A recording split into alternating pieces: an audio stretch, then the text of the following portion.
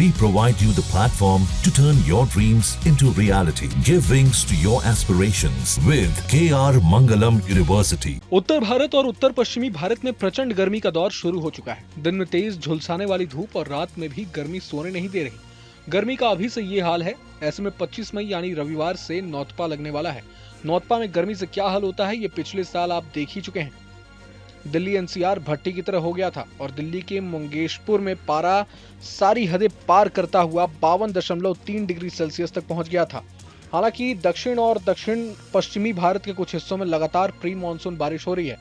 मौसम विभाग का कहना है कि अगले 4-5 दिनों में मानसून के लिए अनुकूल परिस्थितियां बन जाएंगी, यानी मानसून की फुहारें भारत के मेन लैंड को सराबोर करने लगेंगी। दिल्ली एनसीआर के ज्यादातर इलाकों में भी इस समय भीषण गर्मी पड़ रही है। हालांकि दिल्ली के लोगों को अगले 3 दिनों में इससे कुछ हद तक राहत मिल सकती है। दिल्ली एनसीआर में मौसम विभाग ने आंधी और बारिश का पूर्वानुमान व्यक्त किया है। आईएमडी के मुताबिक 25 मई तक दिल्ली में बहुत हल्की से हल्की बारिश और गरज के साथ 30 से 40 किलोमीटर प्रति घंटे की रफ्तार से हवाएं चलने की संभावना है।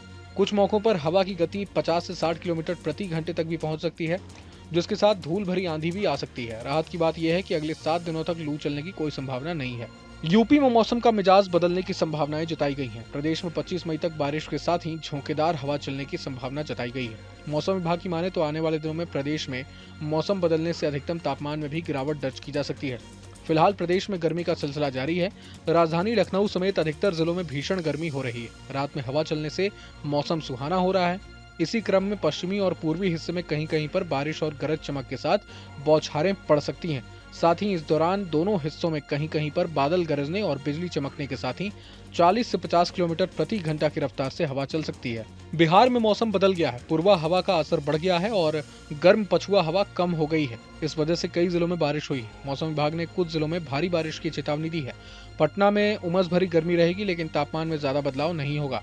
बिहार में पूर्वा हवा का प्रभाव बढ़ने और गर्म पछुआ हवा का प्रभाव कम होने से मौसम में बदलाव आया है। बादलों की आवाजाही और तेज हवा के कारण सीमांचल और आसपास के जिलों में खूब बारिश हुई है।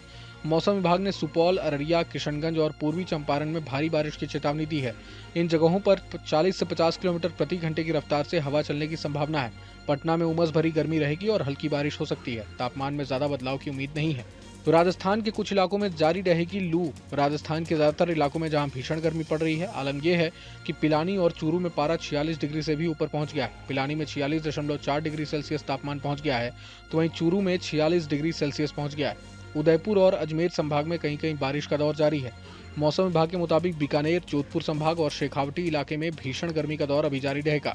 विभाग के मुताबिक आगामी 3 से 4 दिन बीकानेर, जोधपुर संभाग और शेखावटी क्षेत्र के कुछ भागों में लू का दौर जारी रहने की संभावना है। वहीं जोधपुर, बीकानेर संभाग के सीमावर्ती इलाकों में आगामी 2 से 3 दिन 30 से 40 किलोमीटर प्रति घंटे की रफ्तार से तेज सतही धूल भरी हवाएं चल सकती हैं। बीकानेर संभाग में 20 से 21 मई को कहीं कहीं बादलों की गरज के साथ आंधी चलेगी। राज्य के उदयपुर, कोटा, भरतपुर संभाग के कुछ भागों में 19 से 25 मई को कहीं कहीं बादलों की गरज के साथ हल्की बारिश होने तथा आंधी चलने का अनुमान है।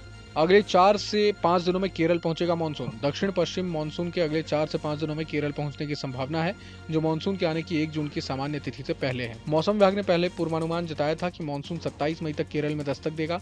आईएमडी के आंकड़ों के मुताबिक अगर मानसून उम्मीद के मुताबिक केरल पहुंचता है तो ये 2009 के बाद से भारतीय मुख्य भूमि पर सबसे जल्दी दस्तक देने वाला मानसून होगा।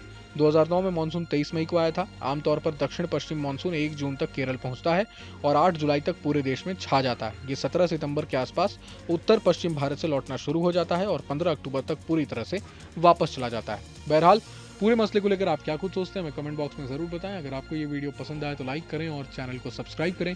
वहीं तमाम बड़ी खबरों के लिए देखते रहें न्यूज नेशन। न्यूज नेशन अब व्हाट्सएप पर खबरों के ताजा अपडेट के लिए न्यूज नेशन के इस क्यूआर कोड को स्कैन करें।